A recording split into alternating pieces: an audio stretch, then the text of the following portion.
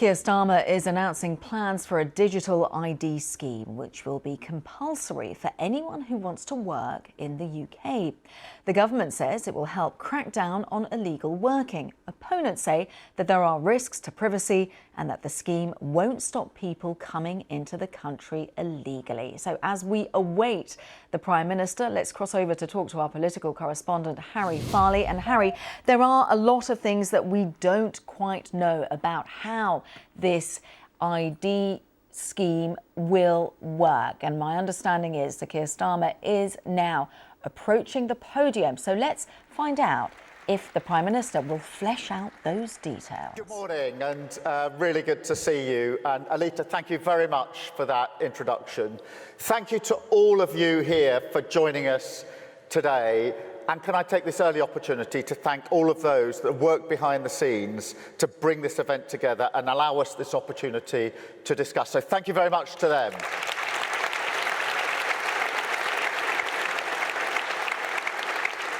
Now, this is a gathering of people bound by a common cause, the patriotic renewal of our nations, that is underpinned by the values of dignity and respect, equality and fairness, and the belief that social democratic means are the best way to pursue that goal. But it's also a room that puts paid to a story we often hear in the press these days, that somehow our politics is dying out. Now, yes, we are in an era of huge challenge, but we can take heart when we look around the world. In fact, we only need to look around this room. Kristrún from Iceland, Pedro from Spain, Mark Carney, who stormed to victory in Canada at the beginning of this year, followed by Albo in Australia, and of course Jonas in Norway just a few weeks ago. So in fact, pitted against our right-wing opponents, I'd say centre-left parties are having quite a year so far. And not forgetting, there is...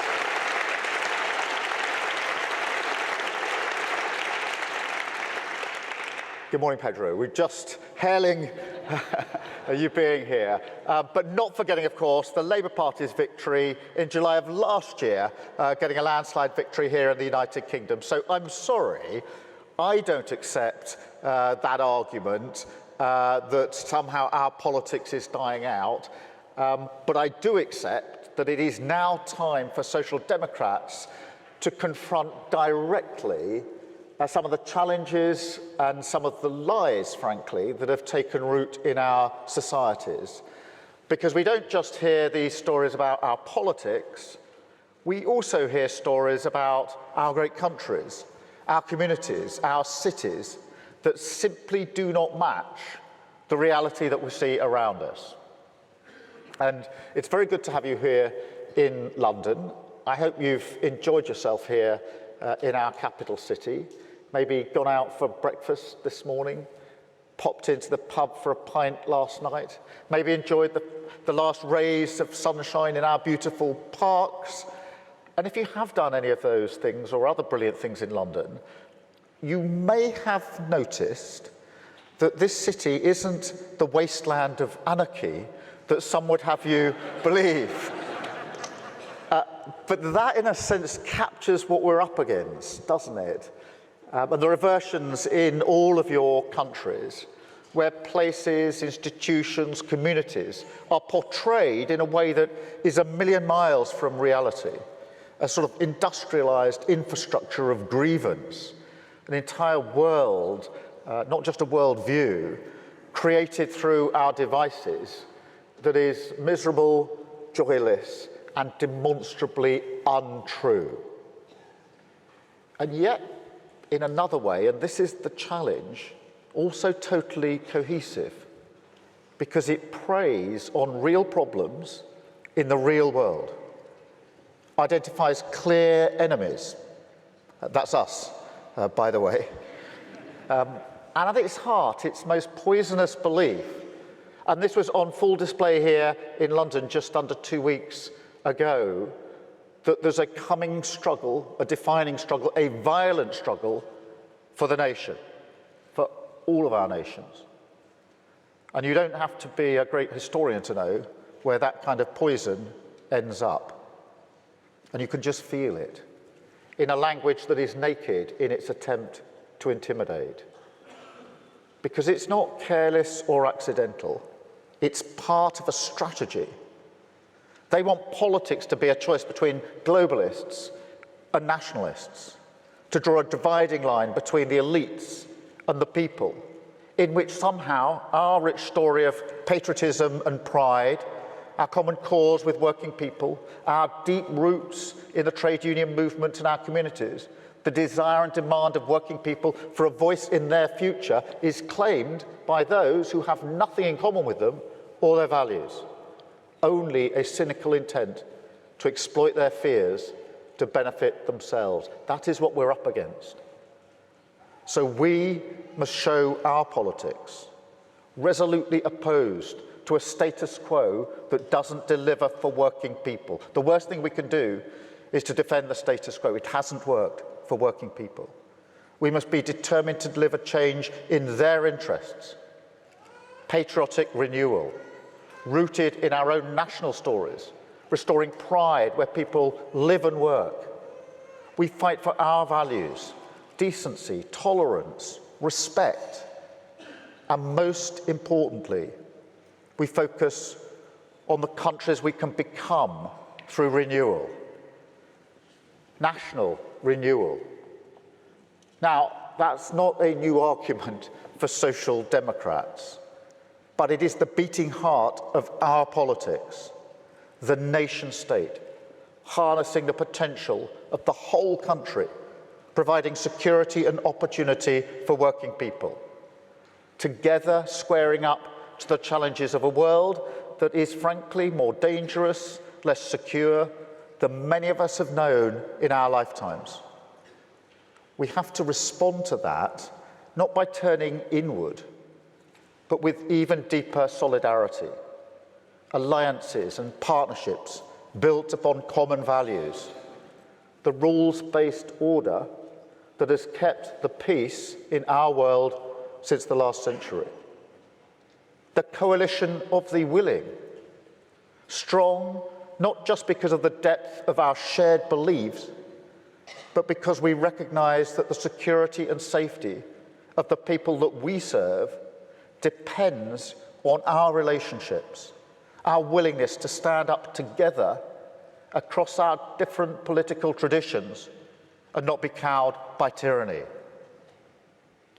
But to protect strength abroad, you do need security at home, economic stability, an approach to economic growth that can create wealth more fairly in the first place.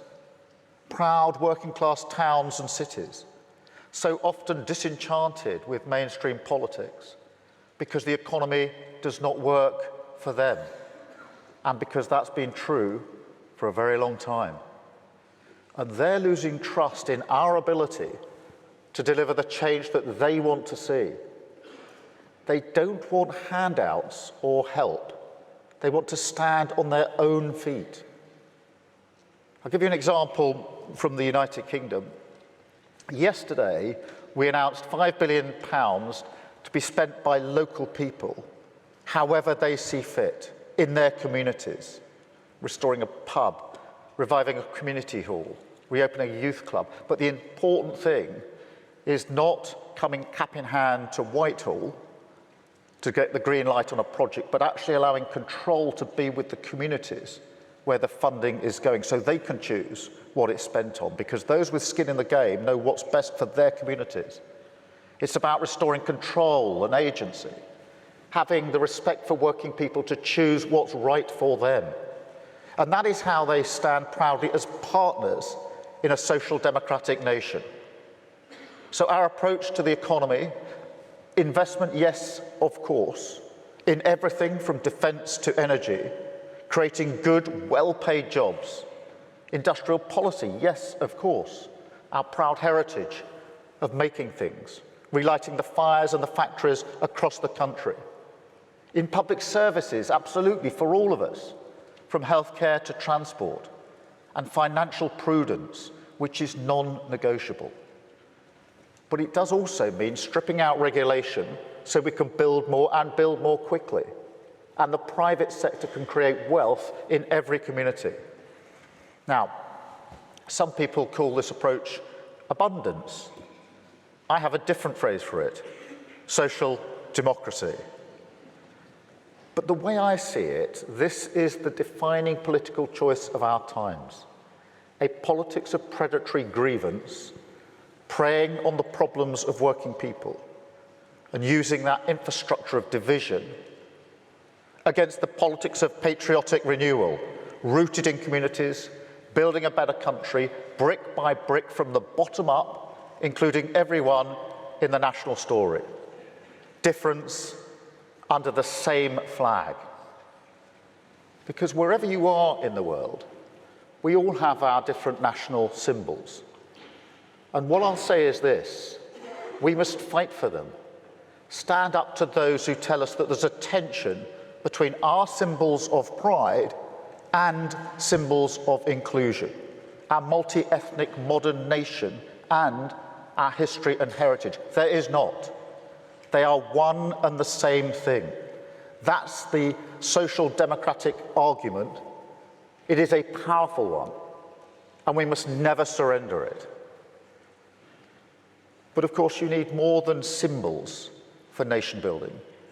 You also need renewal. And it's important to be really clear on this.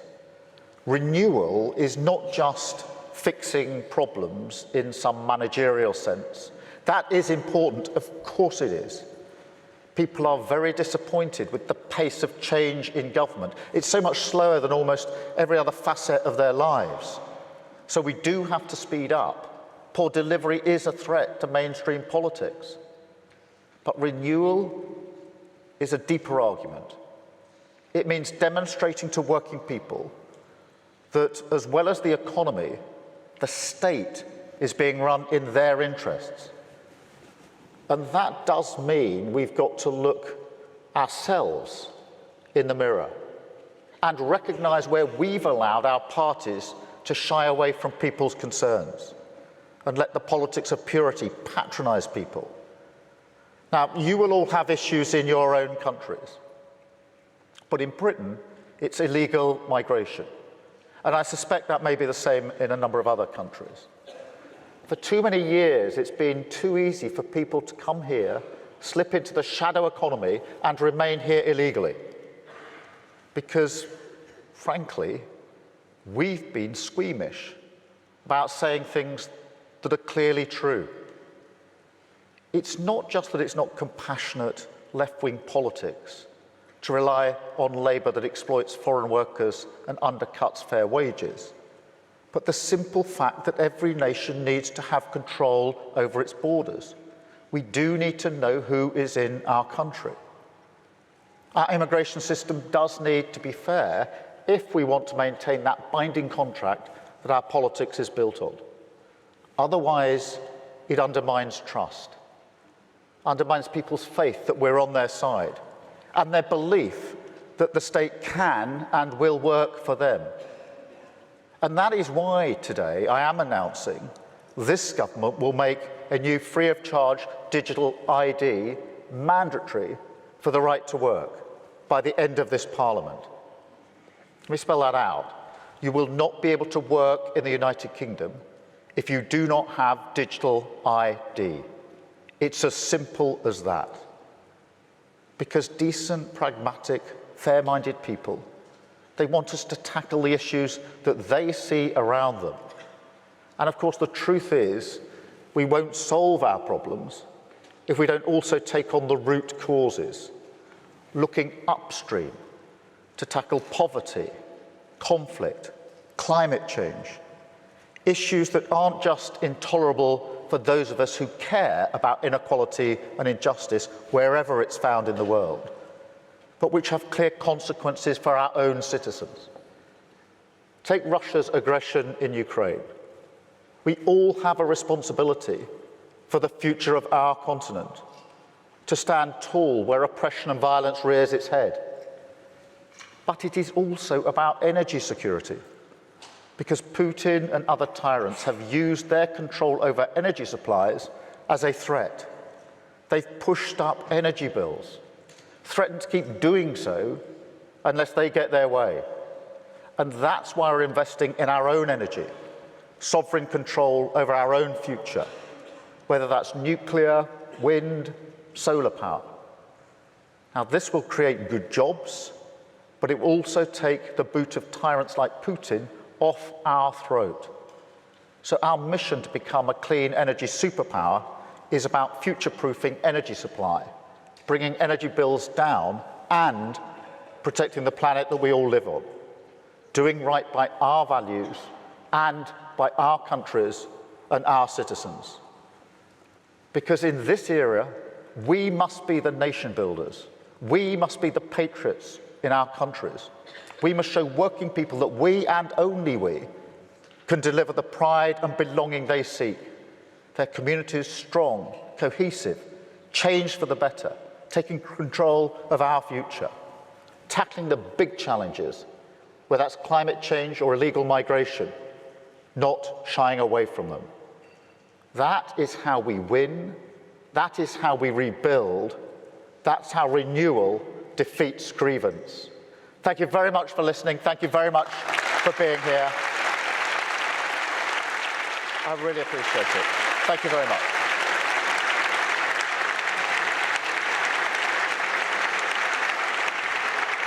So Keir Starmer there just outlining the reasoning behind the need for a digital ID scheme, not a technical ID card in the way you think of it, but he was very categorical about the fact that when he said you will not be able to work in the UK if you do not have digital ID. So Keir Starmer there just outlining that at this think tank where they are discussing things to do with geopolitics. We saw him earlier with Sir Mark Carney, but what we really wanted to hear was the reasoning behind the ID cards, which he described in terms of reducing working within the shadow economy, and as he categorically stated, you will not be able to work in the UK if you do not have digital ID. We'll get a bit more from our political correspondent in a moment.